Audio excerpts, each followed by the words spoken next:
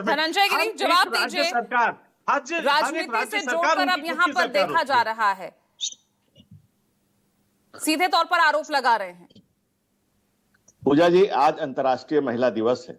अंतर्राष्ट्रीय महिला दिवस की सभी को बधाई।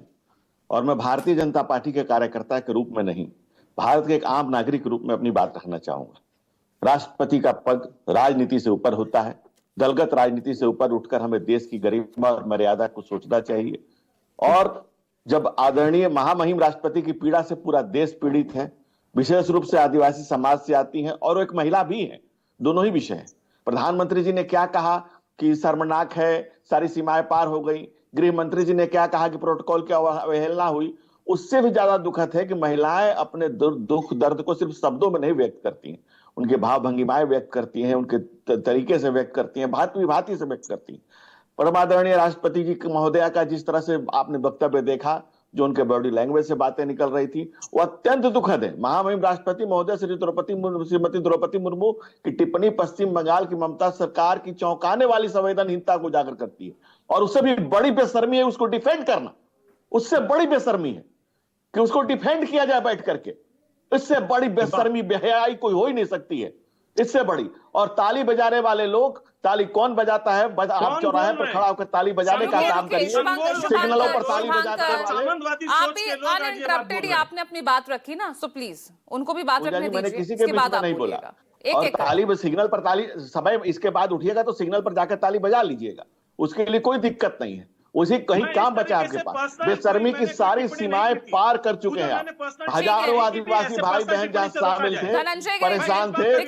एक दूसरे पर तो टीका टिप्पणी मत कीजिए, जो पॉइंट है उस पे यहाँ नहीं। यहाँ मुद्दा क्या है, पहले तो ये समझाइए ना। यहाँ राष्ट्रपति के प्रोटोकॉल का उल्लंघन हुआ है, मुद्दा ये है। यहाँ संथालियों का अपमान हुआ है, मुद्दा ये है। महिला का अपमान हुआ है, आदिवासी महिला का अपमान हुआ है, मुद्दा है क्या? देखिए, सबसे बड़ा मुद्दा क्या है? देश की प्रथम महिला नागरिक महामहिम राष्ट्रपति का पद राजनीति से ऊपर माना जाता है, ये सभी लोग मानते हैं। और जैसा अभी राजीव जी ने कहा है, ब्लू बुक होता है, उसमें सारे कलेक्टर्स को, सारे स्टेट्स को पता होता है कि भाई राष्ट्रपति आएंगे तो उसमें मुख्यमंत्री का, प्रदेश के या गवर्नर का, दोनों का रहना जरूरी है। गवर्नर का वहां ट्रांसफर हो चुका, स्थानांतरण हो चुका, कोई है नहीं। मुख्यमंत्री ना ही उन्होंने अपना नुमाइंदा भेजा। और कोई ममता बनर्जी पहली बार तो थोड़े है, और खास करके जो उस पद पर अनुसूचित जाति समाज की महिला राष्ट्रपति हो, पर सर्वोच्च पद गरिमा की दृष्टि से संवेदनशील पद है, उसके बावजूद आप अपमान कर रहे हैं, आप वहां नहीं आ रहे हैं, आप जो जगह नहीं दे रहे हैं करने के लिए। ये और ममता बनर्जी का कोई ऐसा पहली बार थोड़ी है। धनंजय जी सुनिए, तो मामला यहाँ पर राष्ट्रपति के प्रोटोकॉल के उल्लंघन का होना चाहिए। उसमें संथालियों का अपमान कैसे हो गया, आदिवासियों का अपमान कैसे हो गया, आप ये बताइए ना। पूजा जी, आप इतने देर से शो कर रहे हैं, कौन ला रहा है, कौन राजनीति कर रहा है?